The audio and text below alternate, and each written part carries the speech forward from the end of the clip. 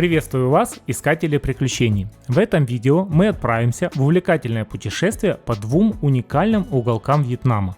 Первым нашим пунктом станет город Вуанг Тау, который напоминает Рио-де-Жанейро на минималках, а затем мы переместимся в окрестности живописного села Муйне. Это место совершенно не характерное для Юго-Восточной Азии, потому что природа создала там величественные песчаные дюны, окрашенные в теплые и красные тона. Мы также исследуем самые интересные и необычные достопримечательности этих мест, чтобы вы спланировали ваше путешествие ярче.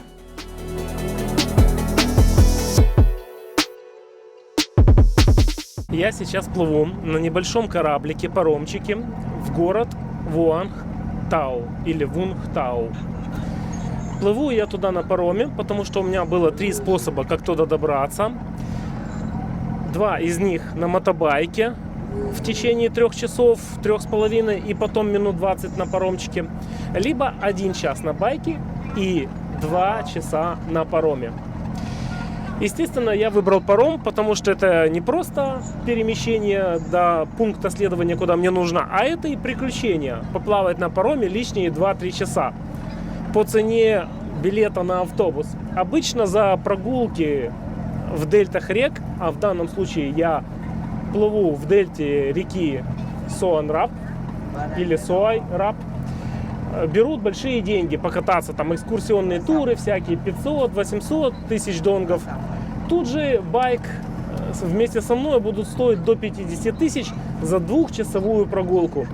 И когда я прибуду в город Вунг Тау, естественно, я проведу обзор экскурсии этого города и покажу вам самые интересные локации, которые стоит посетить или не стоит. С этим вы уже определитесь сами, чтобы ваши путешествия были ярче. Но на самом деле Google меня немного дезинформировал, или я неправильно разобрался. Я думал, что путь будет только по морю, а оказалось, что переплыв реку, мне нужно было еще ехать на мотобайке около часа.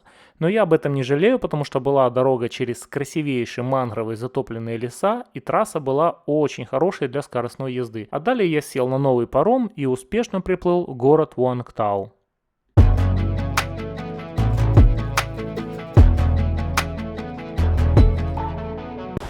Сейчас я нахожусь на пляже, который тянется через весь город Вуанг Тау под названием Бэк Бич.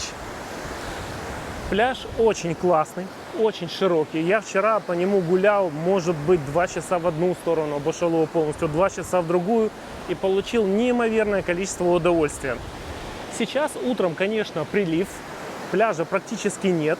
Но ночью был отлив, и он был очень и очень широкий. Такой себе ассоциации сразу у меня какого-то Майами. Вдоль пляжа расположились новые отели, 5-звездочные, 4-звездочные, разные модные бары, клубы, рестораны. И поэтому пляж, в принципе, чистый, по вьетнамским меркам чистый и ухоженный. Мне очень понравилось. И то, где я жил, и расстояние, на котором находится пляж, очень меня привлекает. Второй интересный пляж – это Фронт Бич. Он находится немножко с другой стороны города Вуанг Тау. Вообще город Вуанг Тау, он такая вытянутая рыбка, со всех сторон окруженная водой. С одной стороны море-океан, а с другой стороны залив. Мне очень нравится концепция города, потому что он имеет также холмы, и это такое что-то типа Сан-Франциско какое-то. Главные достопримечательности, что здесь я хочу посмотреть, это статуя Иисуса Христа на холме, а-ля как в Рио-де-Жанейро. Вторая достопримечательность – это старый маяк, символ города. Плюс всякие модные кафе, интересные, уникальные, которые я, раз я уже здесь, то я их посмотрю. Вот. В принципе, единственный минус, который мне не понравился вчера в этом пляже – очень теплая вода. Сейчас май, прям кипяток. Я поплавал и не получил прохлады, то есть я был как в теплой ванне. И эта вода годится только для того, чтобы принимать, такое легкое купание. Если там серьезно плавать, то температура тела будет повышаться и будет довольно некомфортно это все выполнять. Вообще, это город не сильно знаменитый, потому что он больше промышленный, тут полно нефтяных скважин, и это город нефтяников. Но, как по мне, для экспата это идеальное место. Огромный пляж, не столько много людей, полно кафе с морепродуктами, относительно дешевые цены, морепродуктов очень и очень много, поэтому я бы даже сюда рассматривал приехать на какой-то долгий период времени, учитывая дешевизну жилья, чтобы работать и ходить, наслаждаться пляжем, бегать вдоль пляжа, плавать, загорать, релаксовать. Заселился в свою гостиницу апартаменты. И первое, что я сделал, я не побежал смотреть город, а я уснул, потому что такая классная гостиница, здесь так спокойно, ее стоимость всего лишь $13 посуточно. Вы можете представить себе, $13. Сейчас я проведу небольшой обзор ее. Гостиница имеет вот такой большущий холл, рабочее пространство. Здесь есть мини-кухня, холодильник, стиральная машинка, полочки для обуви, все, что нужно. Санузел, все новое. Зеркальный шкаф, он открывается, там можно расположить принадлежности для ухода за телом, душ. И тут две комнаты. Я даже не знал, что у меня будут две комнаты. Одна — это моя большая комната с прозрачным стеклом, но прозрачное стекло можно закрыть ролетом. И вторая комната, вот она закрыта как раз ролетом, и вот здесь тоже можно спать. Очень удобно, если вы семейный путешественник. Далее есть классный столик, телевизор, диван, шкаф. И давайте еще мою подробно посмотрим комнату. Здесь есть хороший ночничок. Квартира оборудована 2 кондиционерами. Есть шкаф для вещей, зеркало для мейкапа. И вот мы выходим на балкон. Вот так выглядит здание снаружи. 35 этажей. Вот такой вид на горы и пляж. Немного заслоняется другим домом, но если внимание переключить туда, то видно этот пляж с волнами. Ну и сам балкон мне очень нравится. Он довольно-таки большой, с прозрачной перегородкой. И я вам скажу, я как приехал, снял этот номер за $13. Я никуда не хотел ехать. Я просто лег, чуть-чуть отдохнуть и уснул. Такой релакс. Идеальное место для длительной аренды. Я, конечно, еще посмотрю, вам покажу обзор города, но пока что, и это не один такой дом, я когда на букинге снимал, их много. А если не на букинге смотреть, где-то еще как-то узнавать, я думаю, тут жилья валом такого. Поэтому у меня даже появилось желание здесь остаться и немного поработать, и никуда не спешить. Друзья, я только что узнал, вот в этих апартаментах аренда длительная. $100. Твою ж мать, как складывается эта экономика в Вьетнаме? $100 в месяц, апартаменты!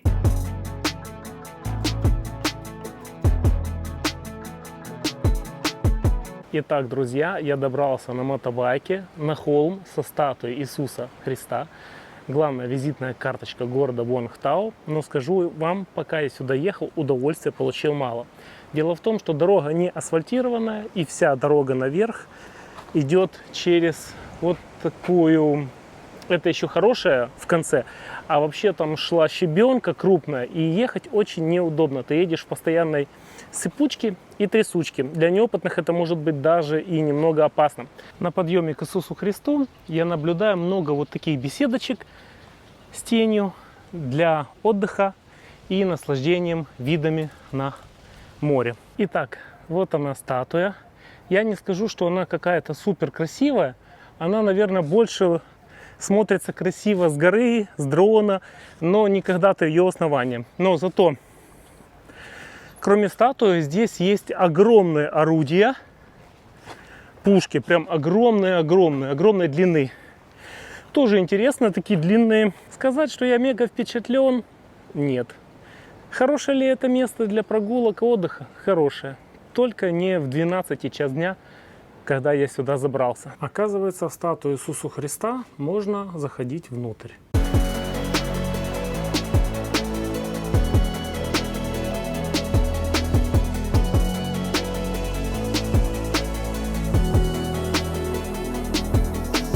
Сейчас я нахожусь на лайтхаусе, маяк города Вуанг Тау, и скажу, что я очень доволен, что я сюда приехал. Во-первых, в отличие от статуи Христа, сюда дорога асфальтирована к самому маяку. Не нужно идти, на байке подъезжаешь прямо на парковку. Второе, тут открывается гораздо лучший вид на весь город. И то, что я не видел со статуи Христа, это супер классное зеленое озеро по центру города с зелеными островами из деревьев. очень красивая картина. Поэтому мне здесь очень нравится. Я доволен, что сюда приехал. И вам рекомендую начинать именно с лайтхауса, обзор города. И атмосфера тут приятнее. Как-то здесь более релаксово находиться и смотреть на это все. Парень только что провел мне сессию в одной интересной локации под названием Upside Down House.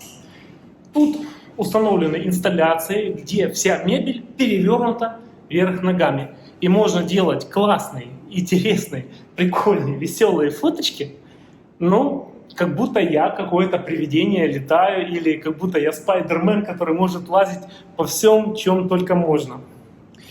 Интересная локация, скажу, хоть это и понятно для детей, но мне, даже взрослому мужику 40 лет, было весело.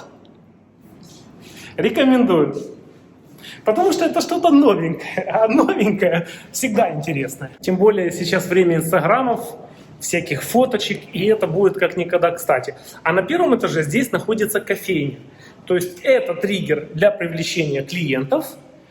Да, все, вверх тормашками для инстафоточек. А внизу кофейня попить кофе. Вход сюда $2, 50 тысяч донгов. Помимо огромного изобилия морепродуктов, в Вуангтау также полно вьетнамской стритфуд азиатской еды. Например, вот эти булочки очень вкусные с курицей или перепелиными яйцами. Также бывают они с другими начинками, относительно недорогие, примерно $1. Также мне очень нравятся классические супы, фоба, к ним всегда добавляют много салатов. И что мне ярко впечатлилось в городе Вуангтау, это вот такой прессованный рис, жареный на гриле, и бананы, жареные на гриле. Очень вкусные лепешки. А на этом, друзья, я заканчиваю обзор города Вуангтау. Как говорят вьетнамцы, это не отдельный город, это всего лишь пляж огромного 10-миллионного города Хошимин. И держу направление в окрестности села Муйне на мотобайке. Меня главным образом привлекали песчаные дюны, расположенные в этом районе. Но Муйне славится еще и тем, что там постоянно дуют сильные ветра, создавая идеальные условия для виндсерфинга, кайтинга, серфинга и прочих водных активностей, зависящих от ветра. Ветер также является основной причиной образования песчаных дюн. Он способствует эрозии почвы, перемещает песчинки с прибрежной зоны и накапливает их, постепенно формируя дюны. Из-за сильного ветра я почувствовал его воздействие еще до того, как подъехал к курортному городку Муйне. Мой мотобайк буквально сносило с дороги, и временами было сложно управлять им на большой скорости. Когда я попытался запустить дрон, ситуация оказалась еще сложнее. Дрон перестал подчиняться командам, его постоянно дергало, переворачивало, и несколько раз он падал прямо в песок. В общем, для таких условий нужен дрон потяжелее, потому что сила ветра очень напоминала Исландию. Я сейчас нахожусь на достопримечательности под названием Красные дюны, или дюны с красными песками. Они находятся недалеко от большого города Фахтиет. Ну что вам сказать, в принципе локация очень и очень классная, и это действительно прям пустыня. Ветер здесь сумасшедший. Я пытался летать дроном DJI Mini 4. Он этот ветер не выдерживает, и камера постоянно трусится. В принципе локация очень крутая, но ветер забирает или перекрывает всю романтику этого места, потому что с таким ветром находиться здесь абсолютно некомфортно. И если, когда я был на островах Канарах, на острове Гран-Канария, там тоже есть пустыня, там тишина, и ты в этой тишине можешь помедитировать, то тут у тебя есть только одно желание: побыстрее отсюда свалить нахрен, потому что ветер очень сильный. Вот такой огромнейший ветер. Так что кайфа нет. Может, есть только если на джипах типа оффроуд. Я специально сейчас петличку не говорю, чтобы вы услышали этот шум. И то это сейчас он немного стих. В были моменты он был сумасшедше сильный. Так что я поехал дальше.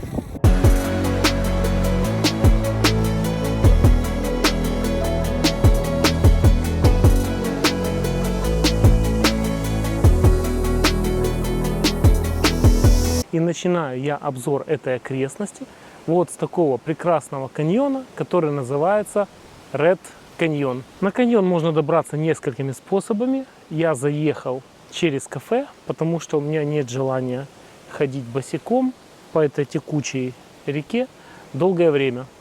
А вообще можно добраться сюда с точки Фейри, называется она, и пройтись по всему каньону. Но как-то что-то сильно много ветра, тут песка, и атмосферка такая себе, не очень. Я сейчас нахожусь на еще одной интересной достопримечательности. Белые пески, White Sands. И скажу вам, что по сравнению с красными песками, они намного интереснее. Они гораздо масштабнее. Здесь можно кататься на всяких квадроциклах, на всяких оффроудах. И ко всему этому добавляет интереса вот это озеро. То есть получается такой контраст: песок и озеро. Ну, а в целом, все-таки тут очень ветрено. Недаром здесь много ветряков. Вот. И вот эти все барханы, ну, они, в принципе, дают ощущение пустыни. Прям такой агрессивной пустыни. Находиться долго здесь невозможно, потому что ветром сносит. Вы видите, какой поток песка. Ну, а в целом это очень контрастно, когда во Вьетнаме, в тропической стране, там, где везде водоемы, пальмы, какие-то леса, заводи, мангровые заросли, увидеть вот такую пустыню. Это прям прикол. И одно дело, когда ты едешь в пустыню, и ты знаешь, что ты едешь в пустыню там в Египет или в Дубай. А другое дело, когда ты видишь пустыню в тропической стране. И на этом контрасте ты прям кайфуешь, прям, ё-моё, да я на другой планете. Как такое может быть? Я сейчас нахожусь в комплексе индуистских храмов цивилизации Чампа. Это государство, которое занимало юг и северную часть Вьетнама вдоль береговой линии и главным образом исповедовало индуизм. Поэтому храмы построены в индуистском стиле. Это абсолютно другая народность. Она не похожа на вьетнамцев ни по языку, ни по культуре, ни по происхождению. Язык, на котором они разговаривают, больше похож на малайские и индонезийские языки. Религия у них, как я и сказал, в основном индуизм. И много было заимствовано культуры из Индии. Например, кастовая система строя общества. Постепенно они были вытеснены народом дайвьет, те, что сейчас вьетнамцы, из севера, со среднего Вьетнама на южный. Также они воевали с хмерами, это Камбоджа. И сейчас их осталось небольшое количество, народности чамы, около 500 тысяч. Они живут в Камбодже где-то 300 тысяч, 200 тысяч во Вьетнаме и чуть-чуть в Таиланде. В Камбодже они исповедуют свой собственный ислам. В Вьетнаме они исповедуют индуизм. И вот этих памяток архитектуры очень много. Этот храм высотой 20 метров сделан из красного кирпича. Мне очень нравится его стиль. Это что-то похожее на Ангкор-Ват, что-то похожее на тайские храмы, но со своей архитектурой. Вот такой народ чамы, или их еще называют тямы. И для меня это было немножко открытие, потому что я думал, что Вьетнам, он однородный, вьетнамцы. Оказывается, нет. Оказывается, что Вьетнам был северный, и они оккупировали, захватили Южный Вьетнам, который населяли чамы. Такая история. Входной билет в комплекс этих храмов стоит до $1. Очень приятная цена. Единственное, что храмы находятся на горе, и к ним нужно подниматься по жаре. Есть много разбросано по этой территории похожих храмов. Посвящены они разным богам, Шиве, Вишне, но посещать все я не захотел, потому что они в таком полузаброшенном состоянии. Но вот по отзывам и по масштабности это самый большой. На этом, друзья, я завершаю обзор этого региона Вьетнама. Надеюсь, видео для вас было интересным, а самое главное полезным и поможет вам спланировать ваше путешествие ярче. Буду благодарен за любые комментарии под видео, может я какие-то места упустил. Кидайте ссылки, давайте путешествовать и познавать мир вместе.